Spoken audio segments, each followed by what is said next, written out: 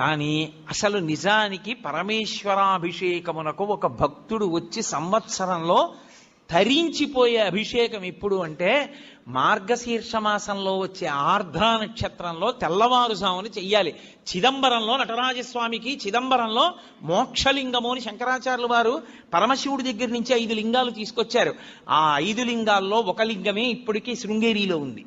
శృంగేరిలో ఉండి భోగలింగం అన్న పేరుతో అభిషేకం చేయబడుతోంది. కంచిలో ఉన్నది యోగలింగం, చిదంబరంలో ఉన్నది మోక్షలింగం. చిదంబరంలో ఉన్న మోక్షలింగానికి ఆర్ద్రాభిషేకము అని ప్రత్యేకం చేస్తారు.